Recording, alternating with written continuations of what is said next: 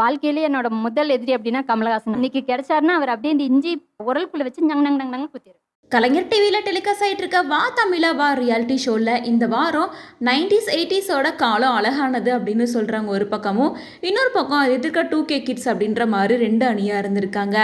அதில் 90s கிட்ஸோட காலம் அழகானது அப்படின்ற அணியிலேருந்து பேசின பெண் என்ன சொல்லியிருக்காங்கன்னா, இன்னைக்கு கமலஹாசன் அவர்கள் என் கையில் கிடைச்சாலும் சரி, உரலுக்குள்ளே வச்சு நங்கு நங்குன்னு நசுக்கி குத்திடுவேன். எனக்கு மேரேஜ் ஆகி மொத என் கணவர் வீட்டுக்கு நான் போகும்போது ஒரு சாமி ஃபோட்டோவை கூட வீட்டில் பார்க்கவே இல்லை.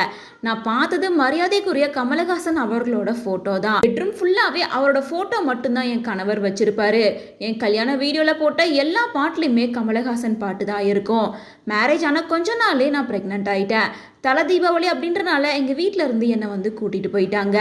அந்த டைமில் தான் குருதி புனல் படம் வெளியாச்சு. 2 நாட்கள் என் கணவர் வீட்டுக்கே வரல. நான் ப்ரெக்னெண்ட்டாக இருந்தேன் அப்படிங்கிறனால அவர் நிறைய தாடியெல்லாம் வச்சுப்பார். நான் வீட்டில் வாந்தி எடுத்துகிட்டு ரொம்ப டயர்டாக படுத்திருக்கும் போது யாரோ உள்ளே வந்துட்டு போகிறாங்களே அப்படின்னு தெரிஞ்சுது.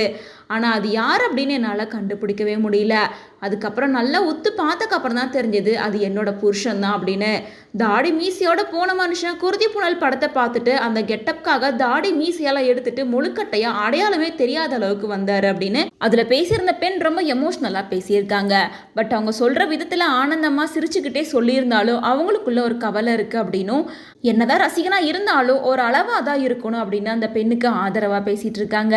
சில பேர் கமலஹாசன் ரசிகர்களாக இருந்து இந்த வீடியோவை பார்க்கும்போது நம்மளை விட பெரிய ரசிகராக இருக்காரே, கமலஹாசன் அவர்கள் மேலே இருக்க அன்புனால தான் இதெல்லாம் பண்ணுறாங்க அப்படின்னு சொல்லிட்டு இந்த விஷயத்தை பற்றி ட்ரோல் பண்ணிட்டு வராங்க.